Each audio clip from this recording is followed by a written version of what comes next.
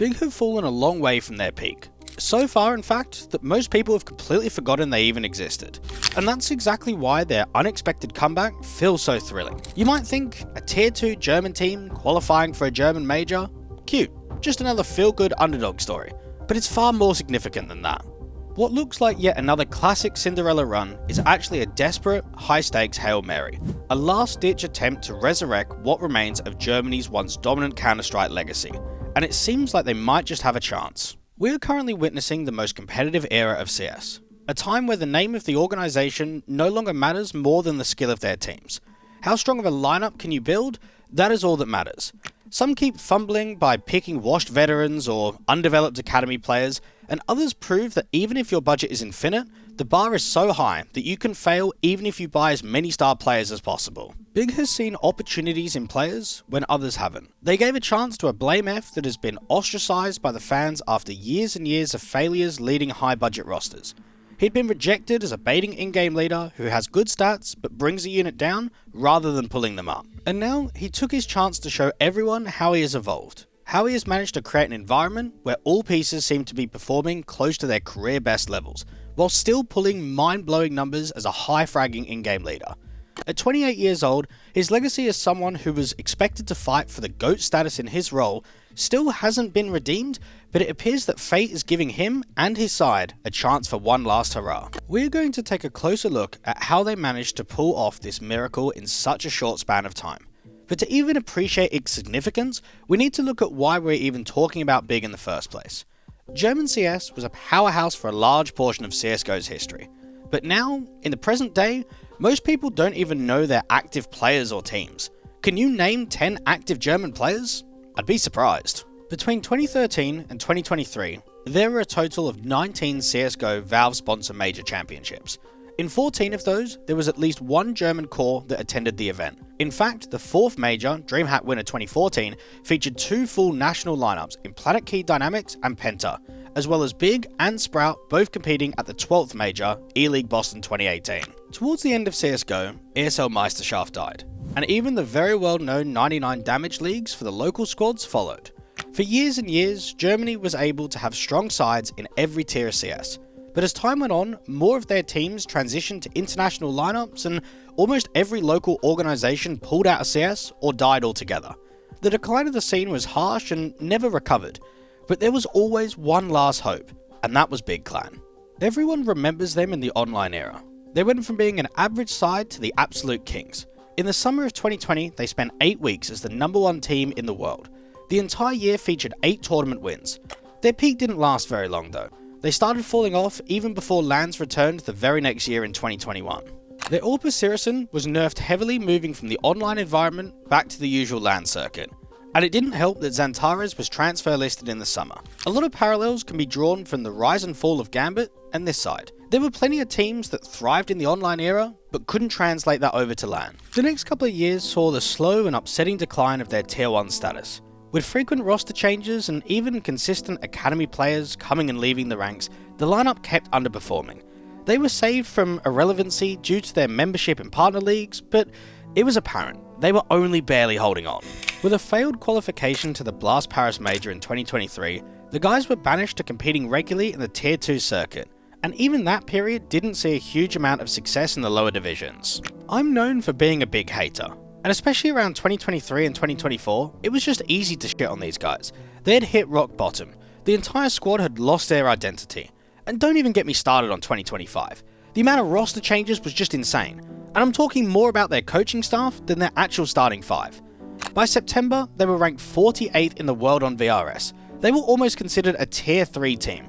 And it just seemed that the rise back to Tier 1 would be impossible. Now it's safe to say I was very critical of management.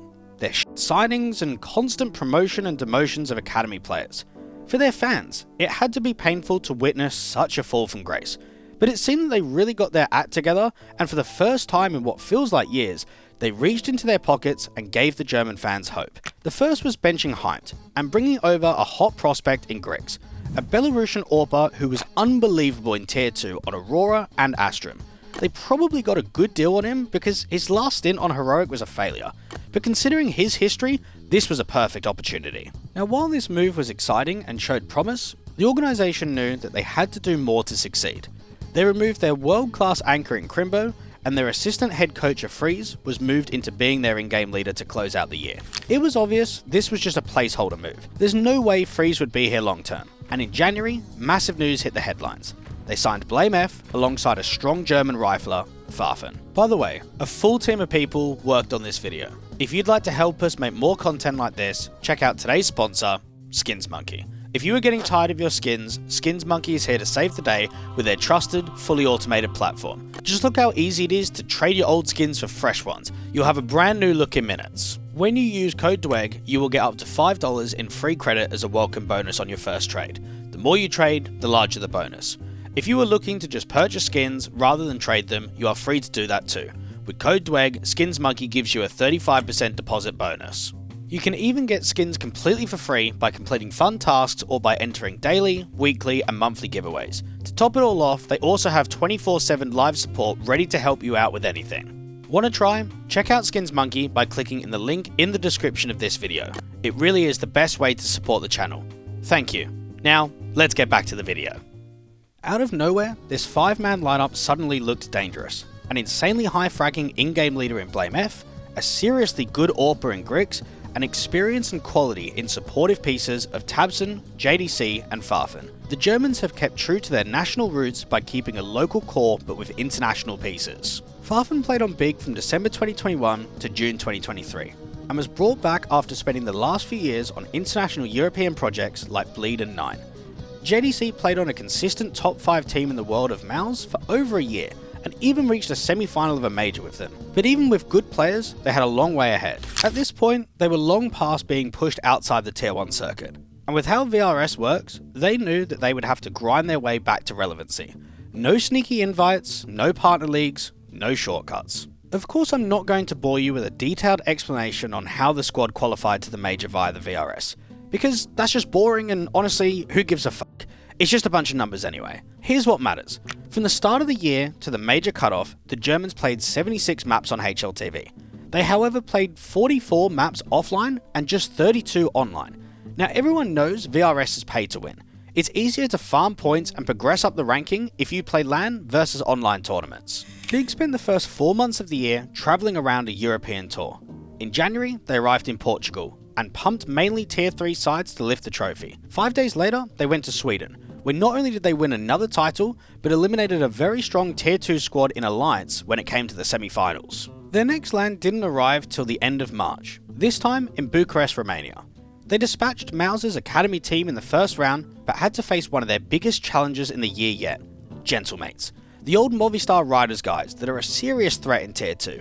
They were also in the running to qualify for the major, but there was no slowing down blameF and co, as they didn't even drop a map. This entire event was just stacked with good teams, as they faced Ho2 in the semi-final, another really strong Tier 2 side featuring young rookies from the CIS scene, and of course a major winner in Norbert. The Russians may have won a map, but they were crushed on the other two. The Grand Final versus Sinners was a wacky match. Was there just too much pressure on both teams because of the race to the major? It should have been closed so much earlier on Nuke, having a massive lead. Ancient, one of their best maps in the pool, they couldn't even compete. And finally Overpass, their best map, featured winning just 3 rounds in the first half, but yet the game went to all rounds of regulation. As Beastic was lifting the trophy, blameF and tabseN knew they needed to work harder. Unfortunately, they were humbled on their second trip to Portugal for another Roman Imperium. They managed to beat Sinners in a best of 1 rematch, but lost to OG and f***ing GG How. Yeah, that's right, GG How, who has Synopsy and Flatro in 2026. They were grouped, and most would have believed that this was the LAN that blew their chances for the major. On the 28th of February, Big had a 21.2% chance of qualifying for IEM Cologne, but by 3rd of April, they had a 60.36% chance. In the end, everything came down to one final tournament, HLC Cyprus Pro, and honestly, it's a LAN that really flew under the radar. The event featured 13 teams, 4 from a local Cypriot qualifier, and 9 from the open signups. The headline act was seeing FaZe and Big at some random Tier 2 LAN. For the Germans to guarantee they would qualify to the major, they needed to make the grand finals. So therefore, a good seed was going to be needed moving into the playoffs. Their first real test was against a Polish squad called BetClick, who despite having mainly unknown names, they do have an ex-Tier 1 AWPer in Hades. Now I casted this game, and I truly thought that they would comfortably win 2-0. Instead, the series was pushed to a decider where the favourites were even down 1-6. At this point, I was even convinced that BetClick were going to close and cause a massive upset. For Big, they had to win this game. If they lost, they would face a team with nothing to lose, the death draw of ill will, a full mix with 2 stand-ins. But JDC wasn't having any of that fantasy, as he dropped nearly 30 kills to close the map 13-8. This meant that they topped their group and played PatrikZero Tenacity in the quarterfinals. Now I'll be honest here, Z10 were actually quite decent in Tier 2 a couple of years ago, but in 2026, these guys are dogs. They were dropped by their organisation back in December and have been playing with Emmy and Kindo just to keep the lineup going. That's why the expectation was that they would just run all over them. Instead, that wasn't the case at all. Both teams traded maps and Nuke was the decider. The unorged underdogs managed to go 11-7 up, and here I really thought Big were done. But never. It's a 4v4. Time is low and tabseN is the only defender on the B bomb site. All they need to do is trade it 1-for-1, and it might even be an instant save by the Germans, especially since Chofo is still lurking in lobby. Incredibly, tabseN delivers one of the biggest individual moments of the entire match, getting 3 kills with the AWP, and from there, momentum was flowing, winning a total of 6 rounds in a row to close the match 13-11. That was quite a scare. There's no way that match should ever be that competitive. PatrikZero Tenacity might even disband in the near future, and probably should have lost right there against them. Now, it was the all-important semi-final. And because they topped their group, just like FaZe did, they were on opposite sides of the bracket. tabseN and the guys only had to beat Magic. Now I've casted Magic quite a few times in 2026. They're the old Batera core, including AW that was recently playing on Paravision with James. I'll say it once, and I'll say it again. Tenzi and Masval are the bollocks. They are insanely good, and will be future Tier 1 players. But their main problem is that they aren't experienced on LAN at all. The organisation this year has already won a CCT event and qualified to PGL Astana, but has only played at a single LAN earlier in the year in Turkey. This was the perfect draw.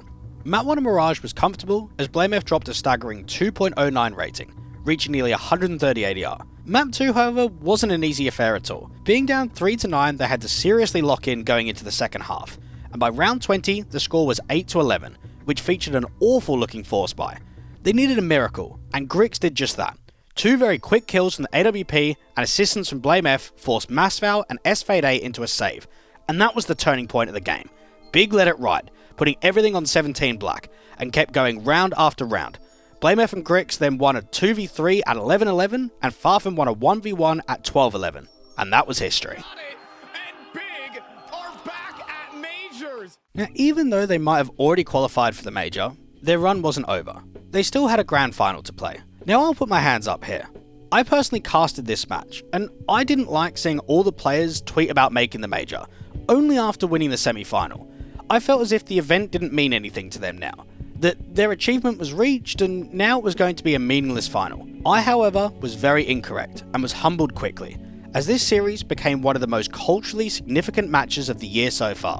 Whether you like or dislike this VRS format over the old minors or RMRs, the one thing that we can agree on is that the previous formats never had games that meant more for one team than it did for another. Now this grand final might not have made a difference to Big, but it was one of the most important matches ever for Karrigan. They'd been slumping for some time now, and it had cost them a lot of VRS points, and potentially their spot at the major. FaZe had never not played at a major since the organisation's entry in CSGO back over 10 years ago, and this match would decide if that streak would continue. It wasn't clear what to expect from this match. Despite their slump, it had seemed as if the Tier 1 side had woken up a bit during this tournament, as if maybe a spark of that iconic FaZe magic had brought them back to life, similarly to how a few months ago they made a major final after a slump as well. For blameF, this would be the first time that they would face a Tier 1 lineup. All their decent opposition so far were high-end Tier 2 teams at best. For them, this was an opportunity to get truly noticed, regain some of that long-lost relevancy, and make history by toppling a giant. We began, and Map 1 was a whitewash. The internationals destroyed them. And the score being 5-1 on the second, I truly believed this series was done. I was calling it on the broadcast. It's over. Instead, history was made as Big may have just folded Karrigan's team overnight. They came back on Overpass and slammed them on the third map as well. The unthinkable occurred. FaZe would miss their first major. FaZe have run out of bullshit! Big Big will send them away from Cologne as they take the championship in HLC Cyprus Pro. From reaching the grand final at the very last major to now not even qualifying to Cologne, what a statement this has been from Big, and what a collapse this entire year has been for FaZe Clan. And while this might be the end of an era for the internationals, this could be the true start of the redemption of both Big and blameF. Now they only have to see it through. I truly believe that this is the best lineup Big Clan have ever fielded. And that's a crazy statement, right? Yes, I think in a LAN environment, with the pieces that they have, this side can achieve more than the one with Xantares. The entire online era will always have an asterisk over it. That team couldn't even come close to challenging for the same achievements offline. Considering we are only 4 months into this year, this unit has already shown that they can not only win tournaments, but consistently go deep in tier 2 competitions, which is something historically they really struggled with. They were always known for being competent on LAN versus tier 1 sides, but awfully inconsistent versus tier 2 teams online. They would even be laughingstock to squads online in the lower divisions, but that seems non-existent today. Big is now the last face of German CS. They have to lead by example and rise to the top again. That's the only thing that may allow the local scene to rise from the ashes and reach the same heights as in times long gone. I wish them luck. If you've enjoyed this video, consider subscribing and leaving a like or a comment. It helps the channel immensely. Thank you.